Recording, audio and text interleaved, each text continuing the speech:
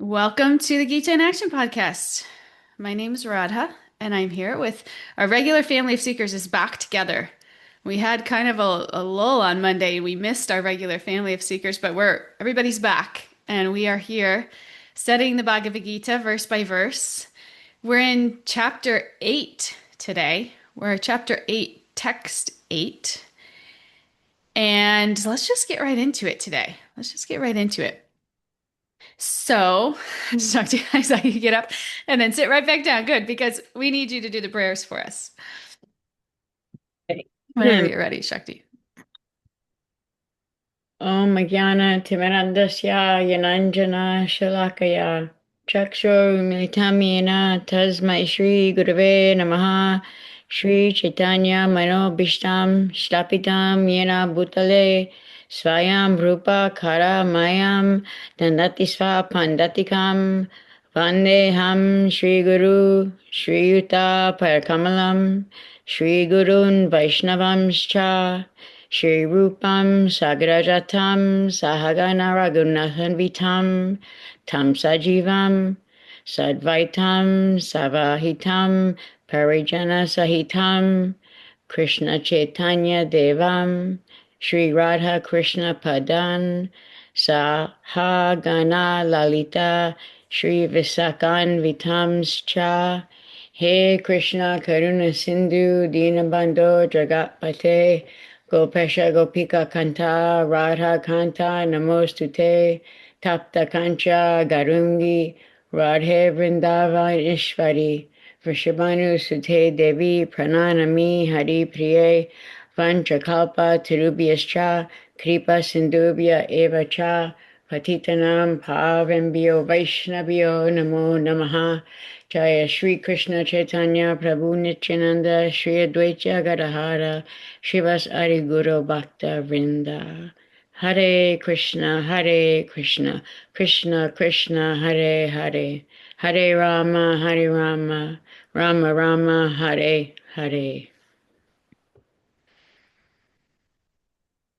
Thank you. Thank you so much, Shakti. Okay, so today we're finishing a subsection of this chapter. We're starting with text 8 of chapter 8. And I want to first, before we even get into it, I want to kind of like reorientate us on where we are in the Gita as a whole. So we'll just like do the zoom out so that we can really see the progression of what's going on here. Okay, so we're still in the section where Krishna's answering how to remember, or yeah, Krishna's answering how to remember him at the time of death, right? And that's kind of the theme of this chapter. It centers on this, remembering Krishna and especially remembering him at the time of death, right? And when we talk about remembrance here, Krishna's not just telling us what to remember, but he's telling us how to remember. So the focus is on remembrance, but the Gita also explains the method of how to cultivate it, right? And this is the Bhakti Yoga section, right? We started chapter 7. We started the Bhakti Yoga section of the Gita. And earlier in the Gita, before that, Krishna gave us hints of Bhakti Yoga, right? That he's ultimately the object of meditation, right? He talks about devotion, right? Action, right? These ideas were introduced before, but the detailed step-by-step process of Bhakti Yoga, it was actually like laid out in the 7th chapter. And that's the chapter we did right before this.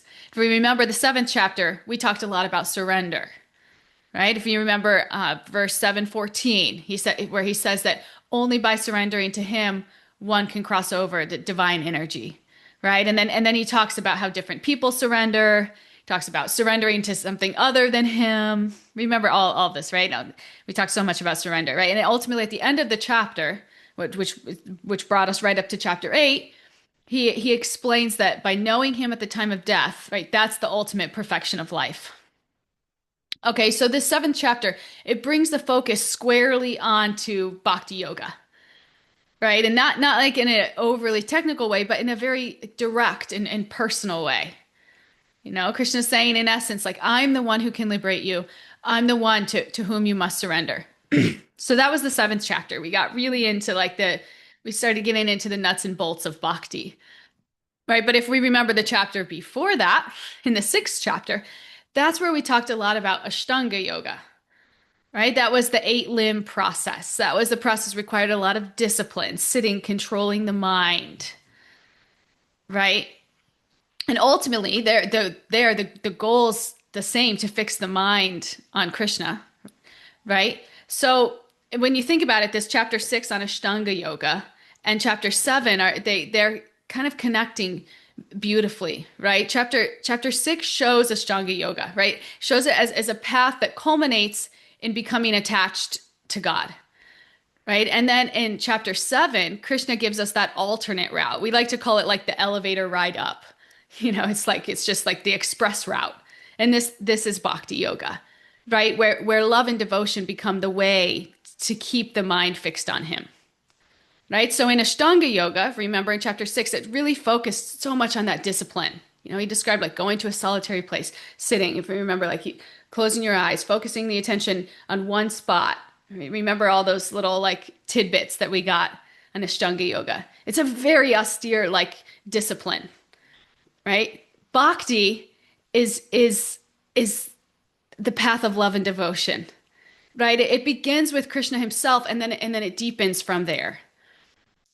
So it's more straightforward. It's easier for us in this age, right? It doesn't require that super strict discipline of really intense meditation, right? It's about service and devotion. It's about the state of the heart, right? That's really the focus of bhakti, right? So now in chapter 8, we're taking that conversation forward, okay? And he introduced a few new terms at the beginning, right? But now we're keeping that same focus: how to remember Krishna, right? Especially at the time of death, right? And also in this chapter, Krishna is going to compare these two paths that we've seen before, right? Ashtanga yoga and bhakti yoga. And he's going to show that while both aim at fixing the mind on Krishna, bhakti yoga is more simple, more natural, more personal. Ultimately it's easier, right? But both at the moment of death and just throughout our lives. Right. So I just kind of wanted to zoom out, show where we've been and where we're going, because where we've been is going to kind of tie into where we're going as he starts kind of comparing the different paths of yoga.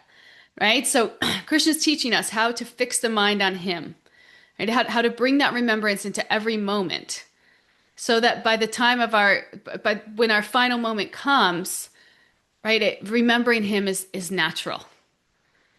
Right? So that's the focus of this chapter. Remembering Krishna, especially at the time of death. Right? Okay. So does that make sense? You guys feel like you kind of understand where we've been, where we're going? Okay, great. So let's get into to text 8. Okay. Whenever you're ready, Stella, if you could read it for us. Okay.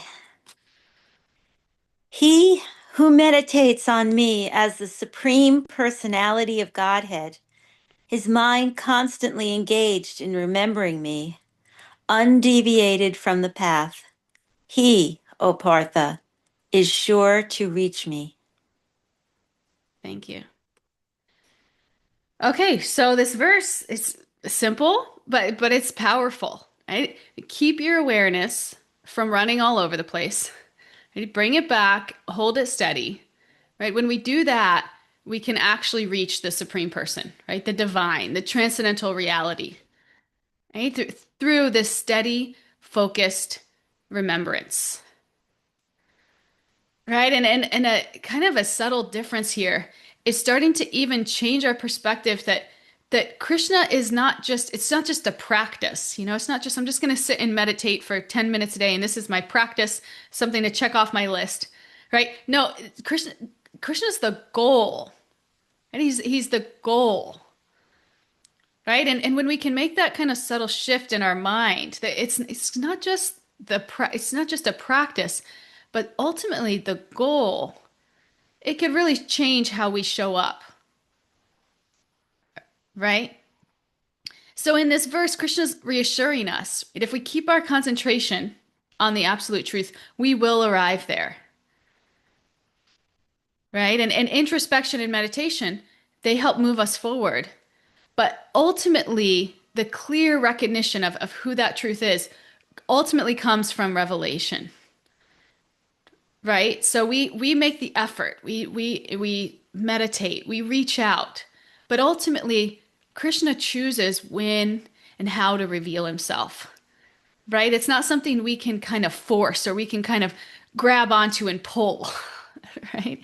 Right? Just like any relationship, like you make the effort, but the other person gets to decide how much they reveal of themselves, right? And how much they reveal of themselves is a lot of times how much they feel your genuine heart, right? They feel like you actually really care, right? And not just like going through the motions or trying to control, right? Or trying to be something, right? That's not gonna make them trust you. Right? What's gonna make them trust you is when they see your heart, right? So with God, our relationship, he wants to see our heart. And he wants to see our heart. He doesn't want to see us just going through the motions, checking something off the list, showing up so that we can, be in the club that meditates an hour a day and feel good about ourselves, right? Like that means nothing to God. Right? He wants to see our hearts. And when he sees our hearts, he chooses to reveal himself. Right? So in the verses before this, Krishna makes it personal, and in 8:5 he says, whoever remembers me attains me. And then in 8:6 he says, fix your mind on me and you'll return to me. And so he's just bringing this back, bringing this up again and again, right? Bringing the mind back, right? That steady remembrance. It's the path and it's also the goal, right? And to make this super practical here, we can talk about chanting, right? Many of us chant this mantra called the Maha Mantra, right? And when we do this, this is a way that we remember, right? And what's happening when we do this, it's actually very scientific. What's happening is that we get cleaned up on the inside, right? Our material attachments ease, our cravings quiet down, right? Those heavy labels of like who am I, as it relates to our material identities, they don't really stick as much, right? And this inner cleansing, it happens for everyone. It's like no exceptions. This is what happens when you start chanting. If you don't believe me, try it, right? I remember when I first started chanting this mantra, I've talked about this relationship I was in that wasn't good for me, but all of a sudden it just became so clear to me.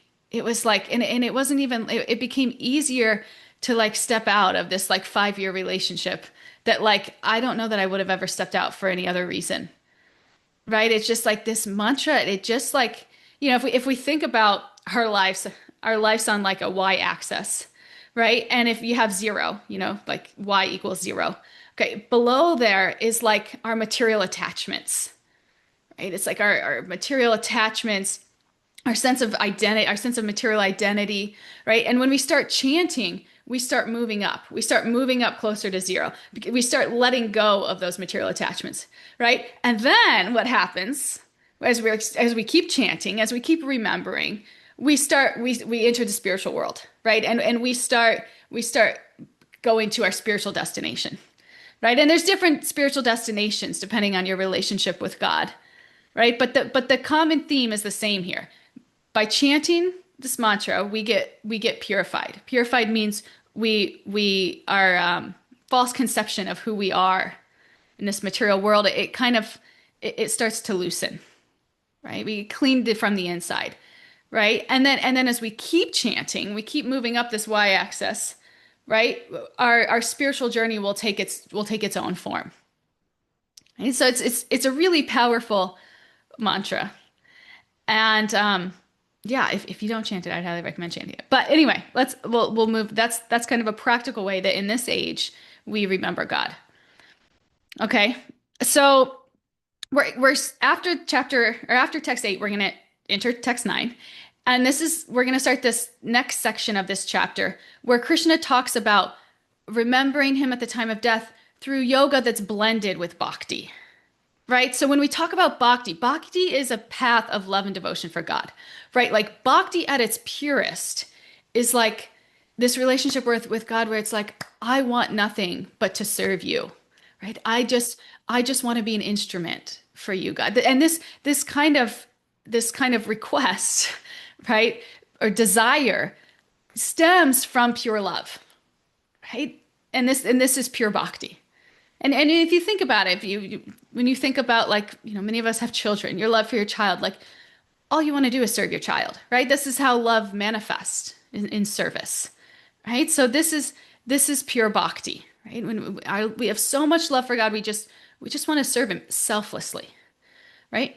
And then we can have mostly bhakti, right? So it's like we have some devotion, we have some love, but we also have some other maybe kind of motives along the path, right? And maybe we're practicing a different path of yoga, like jnana, like knowledge, right? Or mind discipline, right? Or karma yoga, right? So it's kind of mixed. It's a mixed bag, right? And then you can have a mixed bag, but your mixed bag is like just a little bit of bhakti, and then like some other things on top, right? So these other paths of yoga, and we talked about these paths of yoga: jnana yoga, karma yoga, all different kinds of yoga, all different ways to connect with God, right? But the difference between the path of bhakti and these other paths that we've talked about is that these other paths we've talked about, the path of knowledge, jnana yoga, path of ashtanga yoga, right? Path of discipline, really intense meditation, discipline like that. Karma yoga, the path of action, right? These paths all work through tools that belong to material nature, right? So like in jnana yoga, you're using your intellect to connect with God, right? In karma yoga, you're using your body to connect with God. In ashtanga yoga, you're using your mind to connect with God, right? And the difference, bhakti may engage our intellect, our body, our mind too, but the difference of bhakti is that at the center, it's the heart.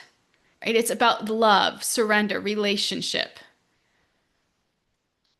Right? The heart belongs to the soul, and the soul is spiritual. Right? So this is why bhakti itself is transcendental. Right? We as practitioners, like, we may not be fully transcendental yet. Right? But bhakti is transcendental. It's above the material modes. Right? So if we are practitioners, we may not be transcendental. And the bhakti that we're practicing right now, it may be within the modes, right? We see that happen. And that's why we even have, like, disagreements between devotees, and because we're still very much kind of stuck in the modes, even though we're practicing bhakti. But we should understand that bhakti in principle is transcendental. Right? And that's ultimately where we're trying to go. And this is something for us to think about even, how can I shift that focus towards the heart, right? Towards love and relationship with Krishna. Because this is ultimately the most effective, the fastest, the simplest, and really just like the most effective way to connect. And that's what spiritual life is about, right? We're trying to connect with God.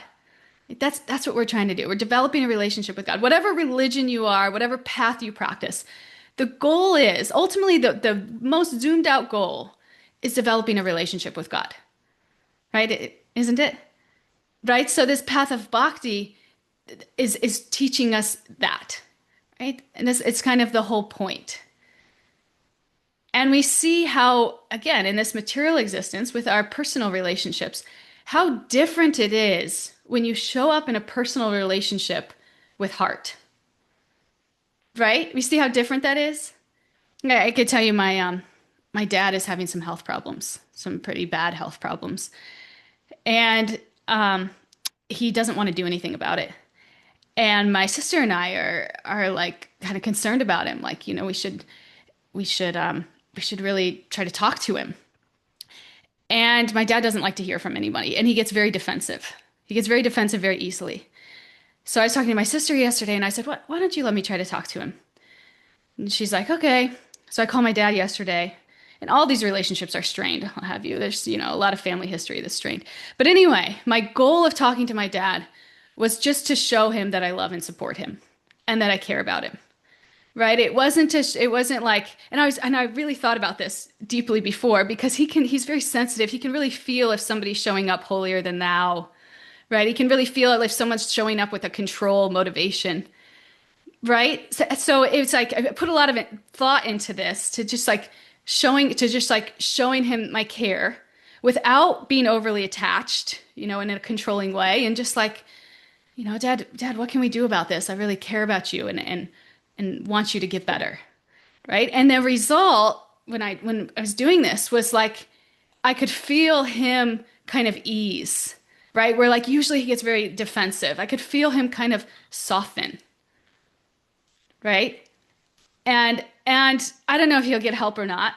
We talked about it and he seemed open to it. But the point is when we show up with that intention, and to the degree that we can purify that intention, how can I really show up just from a place of genuine love and care without putting myself in it, right? Without putting my selfish motives in it, my attachments in it, right? If I can really show up from a genuine place of love and care, the difference that can make, right? The difference in that connection, right? I'm not that close to my dad, but after that conversation, I felt like uplifted, right? I felt like a little bit more connected, right? And this is our relationship. This can be our relationship with God, right? In that we show up with heart and we feel so connected, right? We feel so joyous, right? We don't have to like analyze our way into it, right? We don't have to like, do all these sacrifices and so that we can check the box and say, oh, I did this. I deserve this. It's a relationship, right? And that's what we're trying to cultivate here, right? So moral of the story is a lot of us have mixed bags. We show up mixed bags. We're not these pure bhaktas that have these super pure 100% intentions like all I want is just to serve you. I want nothing else in my life, right? We hear all these beautiful prayers. Most of us are not there, but that's where we aspire to, right? So we just have to turn up our bhakti slider in our day-to-day, right? The objective is to just move upwards, right? Sprinkle a little bit more bhakti into your practices, right? A little bit more intention, right? Because as the devotion grows, we go through purification, right? Our other paths, our jnana, our karma, right? They stop being self-centered and they gradually get re-aimed towards Krishna, right? So we're still thinking, we're still doing, we're still disciplining, right? We're still using our body, our mind, our senses, right? But they're no longer driven by material identity, right? They're devotion powered. And this is bhakti yoga. Right? So that's how these other paths can be kind of like stepping stones for us to connect, to get some kind of relationship with God. Right? But as we mature, as our relationship matures, as we become purified, that devotion really shines through. Right? And it becomes like a turbo for our spiritual life. Right? So big picture here, Krishna's inviting us to keep strengthening our remembrance. Right? Especially at life's final moments. And this is by letting bhakti lead, right? And as bhakti increases, everything else aligns, right? It purifies and it points straight to him. So like I said, we can think about this. We can think about even like in our own lives, in our own service, where we're acting from self-centered motives rather than service, right? And this is how service purifies us. Because if you start to do a little bit of service, and you're convinced that your motive is just purely pure, purely pure, Krishna will show you where it's not, right? And this is a blessing, right? We've all come up against this before, right? And until you get to that point where you're really surrendered to it, right? Like maybe you're doing a service project with somebody and you have different ideas of how to do it, right? And so much stuff comes up for you. Like you're attached to your idea, you're insulted that other people don't see it that way, right? And then before you know it, you're like creating narratives about them of why they don't see it that way and they must be less than, right? Like this is what we do. This is the human condition, right? So when we start getting into that, when we start like insulting other people for not seeing our way, and we should know that we're in material consciousness, right? And that we're kind of glued to our attachments. And until we're at the point where we're leading with love, right? Until we're at the point where we're leading with love, no matter what, right? We're not really purified. And even if we are leading with love, we probably still have some purification to go. But that should be a big flashing sign, right? Because I just heard this in a class yesterday. Krishna loves us. Krishna loves us, right? Krishna wants us to have good relationships with other people, right? Because they're his children. Just like anybody who's a parent who has multiple children, you want to have good relationships with your kids, absolutely. But what really breaks your heart is when you see those kids fighting, having bad relationships amongst themselves, right? With each other, right? Or what to speak of not talking for some amount of time, right? As a parent, doesn't this just break your heart?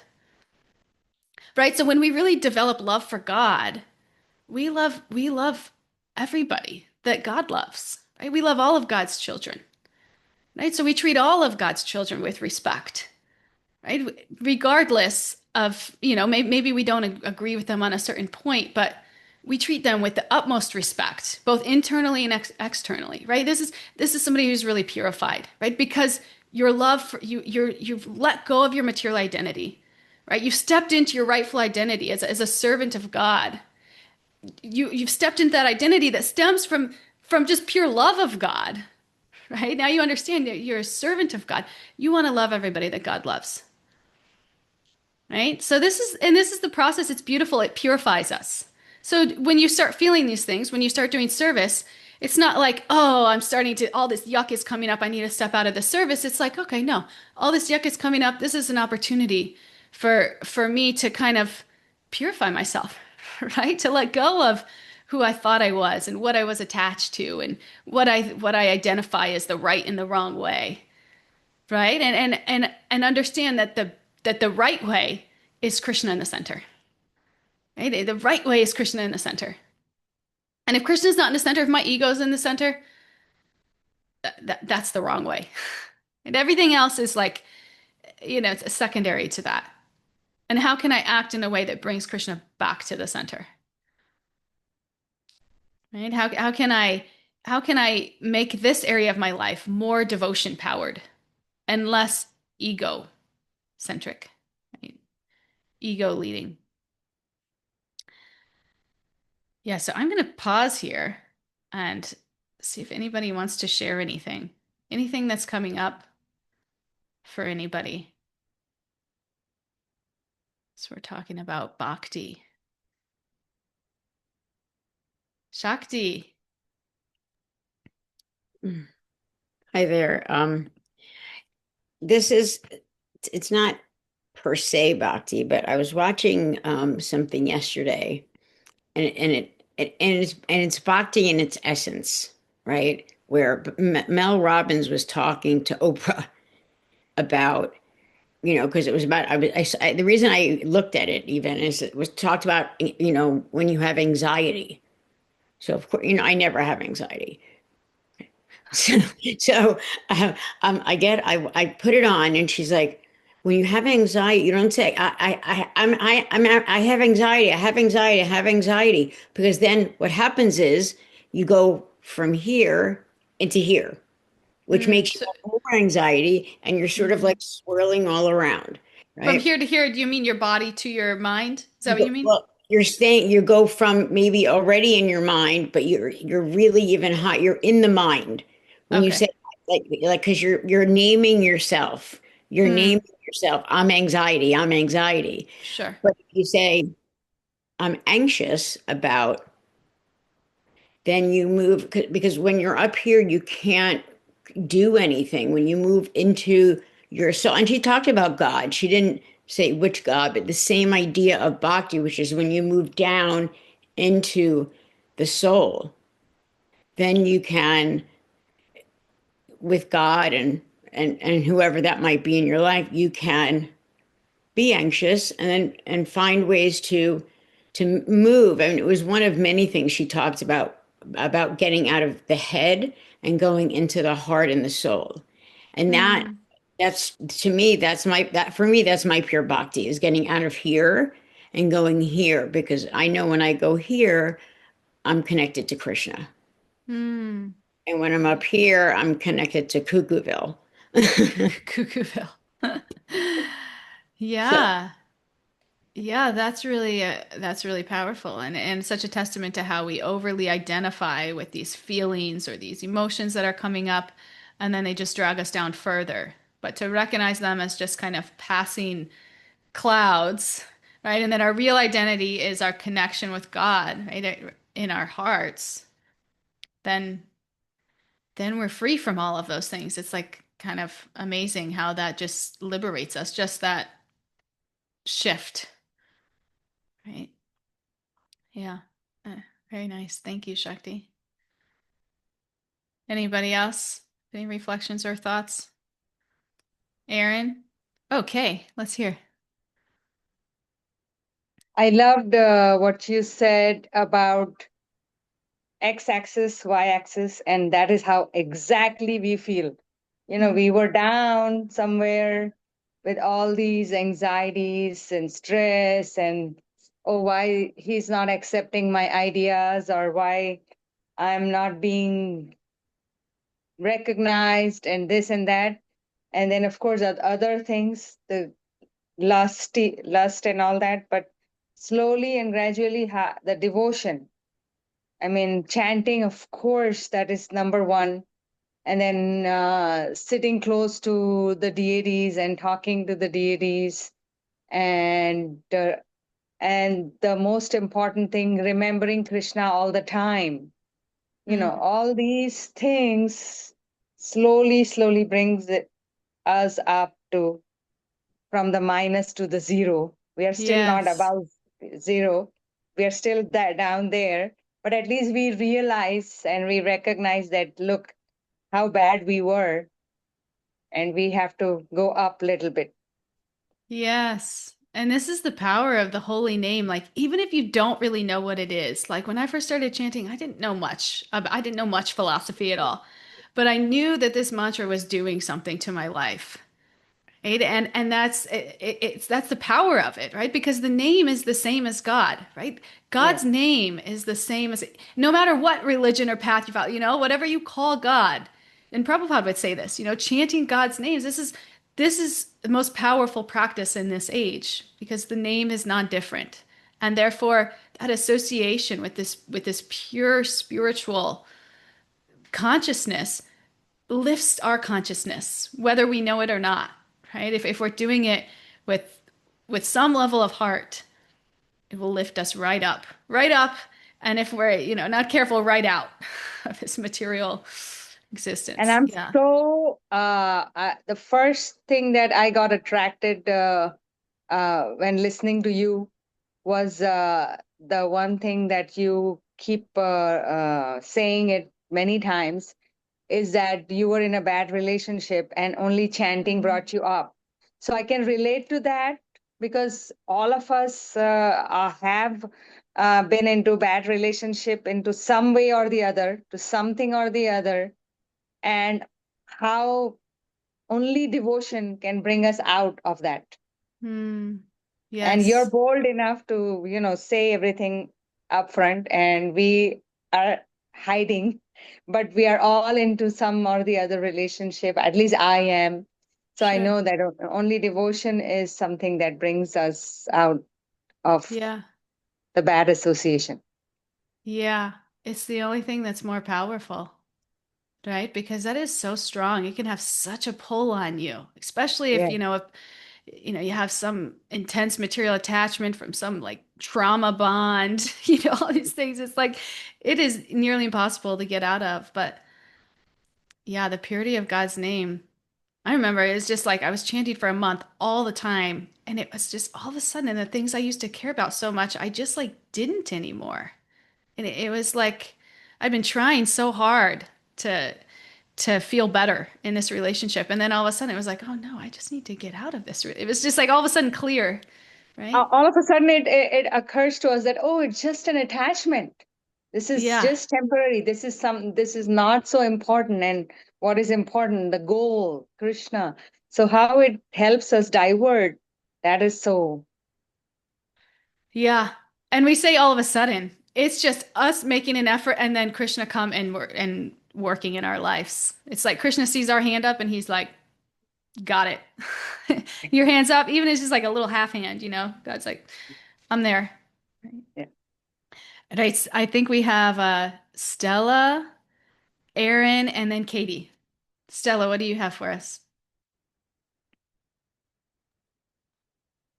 I'd like to come at it from the opposite side of um, when our attachments are not, are good in the terms of Mm, that, that you actually try to practice love amongst people. I mean, my mom always said, if my kids like each other, I'm happy. And you had said that before, when like God sees how you're acting with his other children.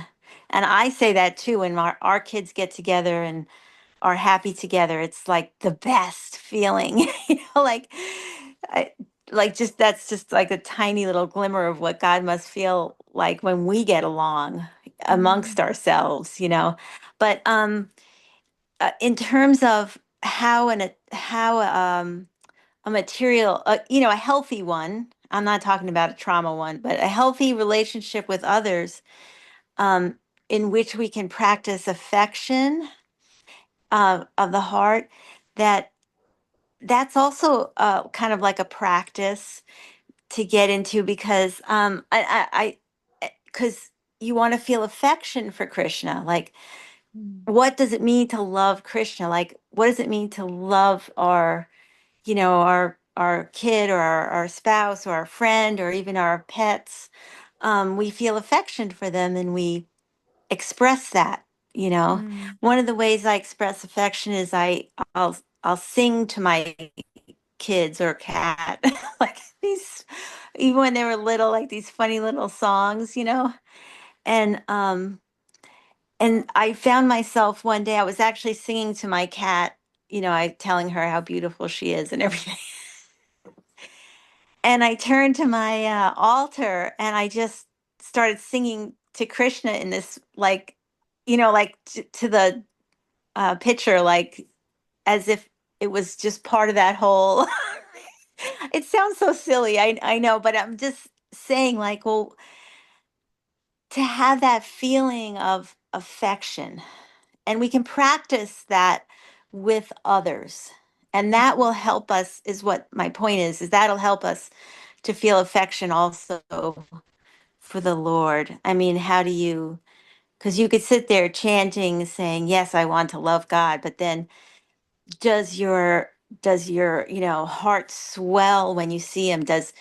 Do you you know think of pet names, or like, or that kind of, like, um because even in the next verse, where he's describing himself, with all these abilities, but the I love to hear about him when, like, in Kartik, when he's a baby, like, you could, mm, his lips and his little cheeks and his, mm, so, like, we feel affection for our baby, like you have your little baby. mm, But anyway, I don't know where I'm going with this, but I haven't really had, like, that thing of, like, oh, I had a bad relationship with, I mhm. never, um I've been graced with a lot of people who are very loving around me. So I don't know, it's one thing to try to practice love amongst ourselves, and that might Yes. also help us learn what it looks like to love this precious, beautiful blue boy. Yes. 100%. Yeah, because it's like we can't just go from like 0 to 90 overnight. It's not like, okay, I'm just going to start chanting, Yeah, then all of a sudden I have all this love for God. Okay, now I love all of God's creatures. It's like we have to, sometimes we kind of have to work our way up, right? And that's why this devotee culture, spiritual culture is so yeah, important. yeah, This respect that we have for each other, not criticizing, right? These things are so important for our spiritual life because it's trying to get us there, right? If we get caught off on a limb, like criticizing it, we're not going to get there. We're going to get right. completely derailed, right? But yeah, these healthy relationships where we can practice leading with the heart, what that Yeah. looks like, and feel that reciprocated. Yeah, these things are really important for spiritual life and ultimately support our journey, these relationships. Yeah. Thanks, Stella. Really nice point. Aaron, what do you have for us? Well, first of all, I don't think anything Stella said was silly because that is so beautiful. And I love all of your singing to every being. That is so precious. And I think it just really, really highlights like the actual subtle, like internal changes we're looking for and we're striving for, you know, and I think that presents itself externally in different ways for every one of us. Um, but no, it's super beautiful. Thank you for sharing that. Um, and I just think like what you and Kay were talking about, like with the, you know, the different way of thinking and the chanting pulling you out of your thinking, you know, it made me think of that Einstein quote, which I'm gonna butcher, but about like, you know, the same way of thinking that like caused these our problems is not Mm, going to bring about the solution to our problems. mm, And it's like I feel like that just like brought a light bulb, you know, turned on a light bulb in my head of like, well, of course something devotional could just like pick you up and take you out of something material. Like it's a totally different it's totally different. Like it's not mm. the same old. It's yeah, it just so I feel like that really turned something on in me. Um but I also really love what you shared about your dad and your conversation with him. I feel like I have been thinking a lot about like nervous system regulation and just really trying to be better, you know, back to Shakti, what you were talking about with anxiety, like just like noticing my triggers and noticing those signs. And I can just like hear in your story, like how you came from such a calm and regulated place, and that like that allowed your dad to get into a calm and regulated place. And we don't have, you know, we don't always have such serious conversations in such beautiful, regulated places. And I just think like the more I see my own triggers, it's like, you know, I think I'm this like yogi or this bhakti practitioner, but I spend a lot of time unregulated, you know, and a lot of it's material, a lot of it's like traffic and deadlines and like really minor things, even like the grocery store being busy. I don't know, like just think of the most mundane things, and I'm just like triggered, you know? Mm, And that like and then just like I think you're helping push me to think of like, well, how do I bring that into my devotional practice, and like how, mm, you know, because I well, as much as I like to separate these things, I am one person and like it's all happening in mm, the same body, the same mind. And then the last thing I wanted to say is just so you're everything you're sharing about chanting. I think a couple weeks ago you shared about like you're striving to like see chanting as like this service and mm, for Krishna, and I think it really has made me start to realize how much I think of chanting as a benefit to me mm, and like you know, calming for me and like what I get out of it. So just there and thinking no answers, but just thinking about that and realizing that. Um, oh, and then actually one more thing.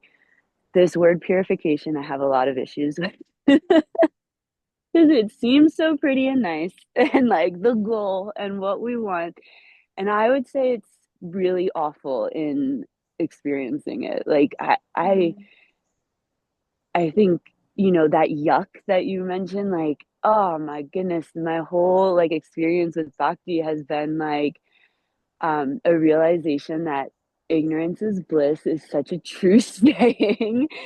And, you know, you can't go back once you see it. And I'm not saying I want to go back and I wish I would have, you know, taken the other pill or whatever type of, you know, matrix like decision was made. But yeah, purification is so heavy and oof, I feel like sometimes we just like gloss over like, you know, like, and then you'll be purified and life will be great and you will love all of God's beings. And it's like, oh, but the process to get there, like lots of yuck. So I just wanted to share that too.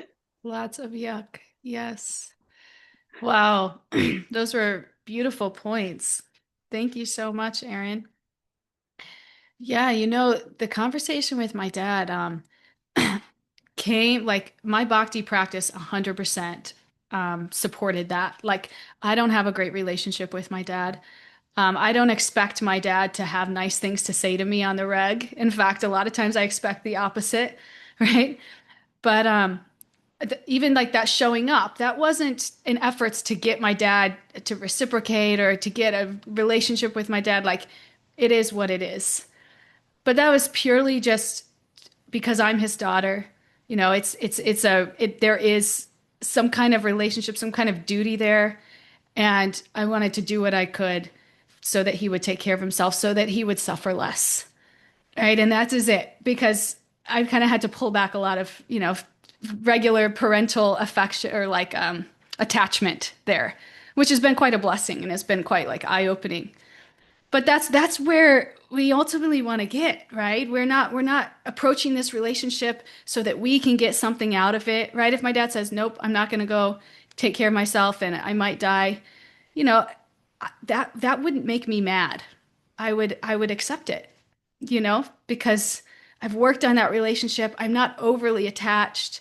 I love my dad. I don't want him to suffer, but it's not a normal kind of relationship you'd have with a parent. I've kind of had to be purified of that just by force. And I don't know if any of that makes sense, but my bhakti practice has helped me show up in a loving way, and then in a way that I feel love, and maybe not from my dad, but just from the energy exchange, right? I don't know if that makes sense, but it's really been a testing thing. Just love is a choice one takes.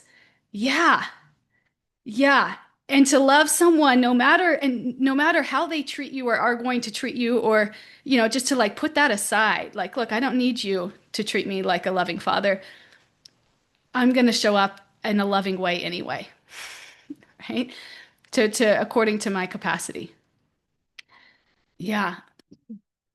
Mariah said to Stella, thank you. That's so beautiful. Showing affection for our loved ones can be training for our affection for Krishna. I have old conditioning of avoiding relationships and can be detached, and I need constant reminders of healthy attachments and how to redirect them to our Krishna consciousness. Yeah. Yeah, so true. These healthy relationships are so important in our training, right? We have to learn how to trust. We have to learn how to just like relax, right? Just like breathe. Right? We have to learn, that if we reach out, somebody will reciprocate, right? We need these healthy relationships so that we can be healthy enough to want one with God. Right? Yeah, thank you. Such nice shares. Okay, thank you all. I feel like refreshed. Okay. We have a couple of things left here. And then we'll share a little bit more. But let's see, where do we want to go?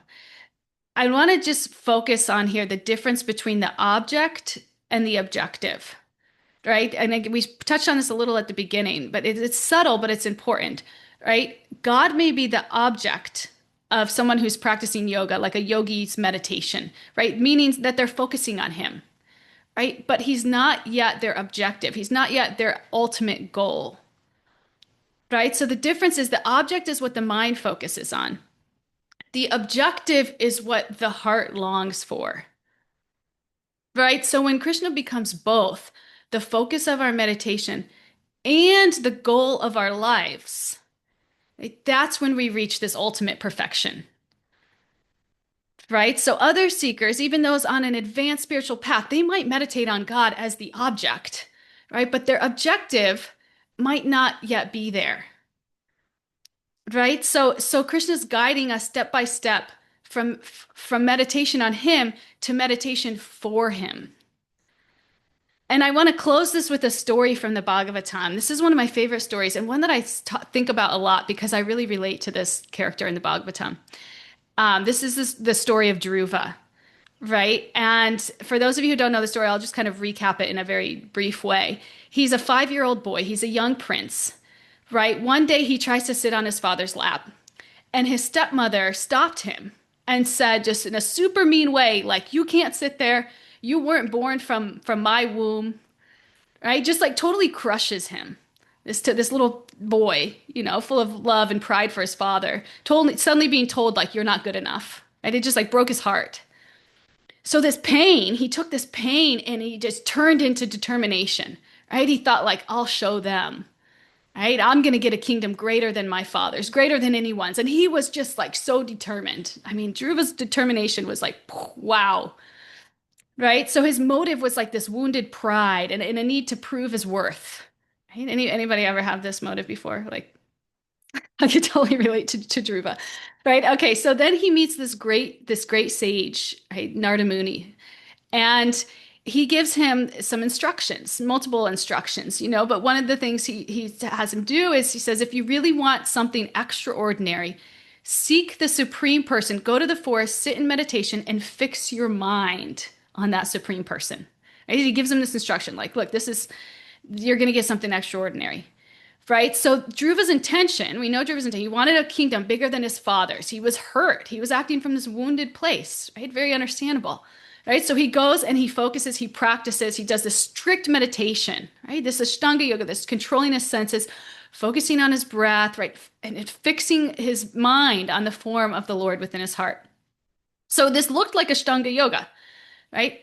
But the object of his meditation was personal. It was God, right? So it was yoga mixed with bhakti, right? And day after day, thought after thought, he practiced exactly what Krishna's describing in this verse in 8:8, right? Keeping his awareness steady, bringing it back again and again, right? And then after 6 months of this steady remembrance, something incredible happens. The Lord appears before him, right? So now imagine, like, he's just doing this practice because he wants a kingdom bigger than his father's, right? And he's very determined, he's very disciplined, he can sit and he's like, this is what I'm going to do, right? But so he's focusing on God. All of a sudden, God shows up in front of him, right? He shows up in front of him, and when Dhruva sees God, his heart completely changes, right? And he says these famous words. He says, "I was searching for broken glass, but I have found a priceless jewel."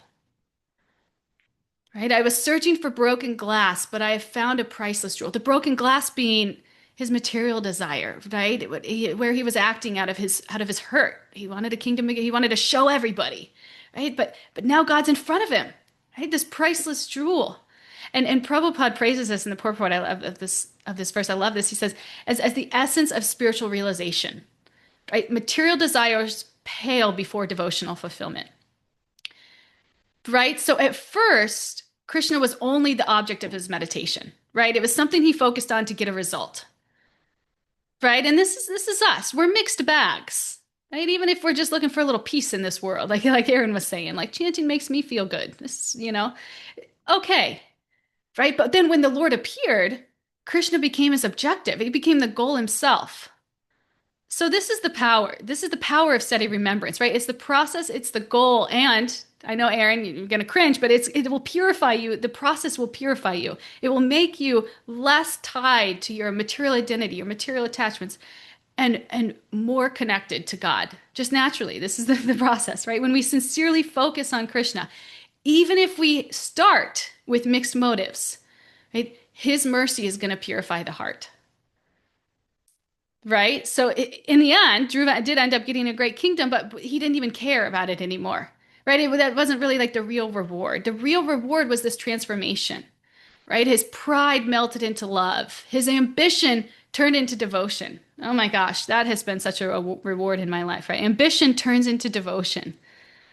Right? So this story it's teaching us. We start where we are. Right? Even if you're hurt, you're frustrated, you're a mixed bag, you have some ambition, you want to show your worth, whatever it is, right? It can become a doorway to Krishna when the heart turns towards him, right? And so we just keep practicing. Keep practicing. The steady mind is not perfect, it's persistent. So we have to keep practicing. Bring it back. And lastly, let love be the goal. right? At first, Krishna may be the object of our practice. It may just be something that we do, something to check off the list, something to be a part of a club, right? Whatever it is. Okay, right? But if you show up sincerely, right, and your remembrance deepens, he will become the purpose of your life. Right? So this Dhruva story, it's proof that this remembrance works. Right? When our effort is steady and our heart is sincere, Krishna will bridge that gap, right, between our striving or reaching up like in our pathetic state, and perfection, right? It's connection with Krishna. So I love the story and I think of it sometimes, like a lot of times actually, because I realize, even and I'm doing service, different motives for service and it's like just stick on the goal. It's okay. Krishna will purify you. Notice it. Krishna will purify us. Even coming into spiritual life, whatever reason you had for coming in, just try to practice with a sincere heart and Krishna will bring you closer. So that's what I had for today. Does anybody want to share any final reflections? Meg, you're smiling over there. What do you have for us? Oh, you're on mute. You're on mute still, Meg.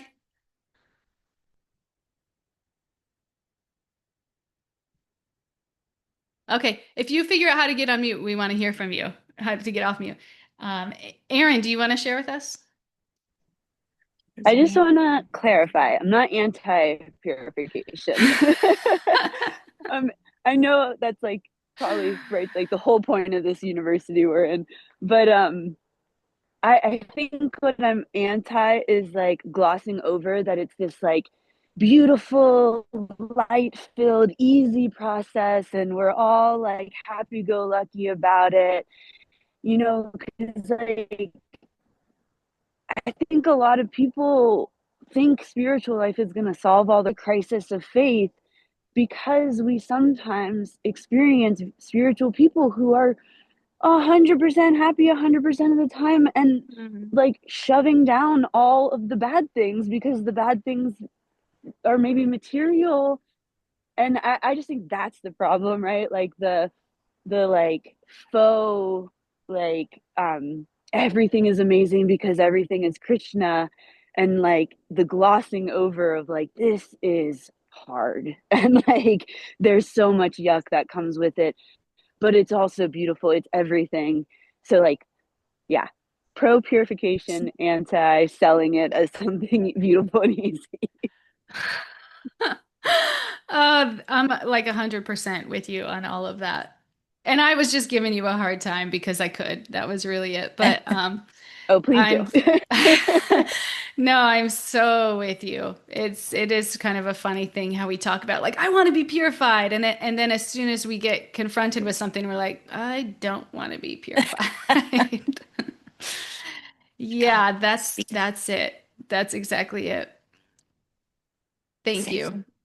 Really nice. Answer. Yeah. Hare Krishna. Yeah. Hare Two, Krishna. Thank you for sharing with us. two very quick things. Definitely my takeaway and my mantra for today. I love how you say just show up with love. I think that's a great mantra. But I also loved how Erin switched, perspectives, not like how is it benefiting me, but like, what am I doing for Krishna? And it made me think, like, imagine, like, if you love someone and you just love them so much, but they don't love you. And you go on like this and you keep loving them and you can love them for years and years. And only later, like maybe they get to know you a little bit and they start to see things of you, but it's not such a good feeling necessarily to like love someone and not be loved by them. And then eventually, like if they come and they love you too, and they love you maybe even more than you love them. And I was thinking like that's like Krishna, because Krishna's been loving us for eternity. And here we are, and we haven't been loving him. And like I was his like, what does Krishna feel when we come to know him a little bit better, and we come to love him? How wonderful that is to have that love reciprocated. So thank you.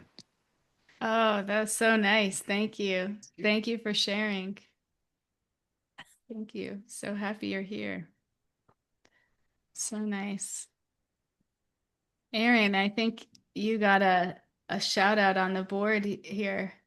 Mariah says, Aaron, yes, the purification process is yuck while we go through it, and then we do receive a higher level of love and bliss. Yeah, that's the part I think that people are excited about, but they kind of forget the middle part that's a little bit bleak, right? But it's a process up and down, so to speak. We will get to more times of bliss and love through it. It is painful and hard, though. Yeah, so nice. Aaron says, Krishna experiencing unrequited love for us is devastating. So nice. Thank you all for the chat board. And Shakti, do you want to I- take us home here, Shakti? yeah, here I am. I won't be long, because I know that well, what I wanted to share is we all know we're in the month of Kartik, right? And so like I feel so emotional. So like Stella, when you were talking about like that you sing to your cats, you sing to your deities, you sing so like this morning I was downstairs. I lit a whole bunch of, candles. So it looked like the deities, there were candles everywhere. And then I was doing my Achman and I was crying. And I was like singing the Dandarashtakam and I was singing all my prayers and I was like looking at their face and I'm like, they can see me. Oh my gosh, they can see me. And then I looked at Radha and Krishna and I'm like, I love you. I see you. You see, I see. And like it was so, it's not the first time that that's happened, but it's definitely during Kritik this time with all of the candles. I bought them yesterday in these little clay pots on the edges of the it just, it was, yeah. I can't even put into words. Mm. Um, but yeah, like having that feeling that Krishna loves me, and sometimes that feeling that I'm not worthy, right? But I just keep loving him anyway. Him and Mm. Radharani, I just keep loving them anyway. Mm.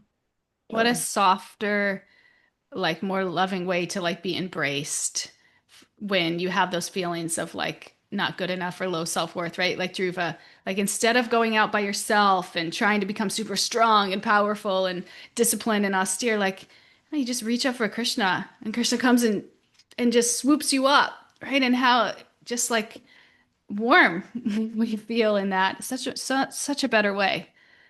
Right? Yeah. Thank you. So nice. Thank you, Shakti. Okay, my friends, that is all for today. Thank you for coming and sharing, being a part of this Sangha and being so sincere. All of you here today. This crew is like, you guys are my tribe. You're so sincere. We're doing this together and thank you.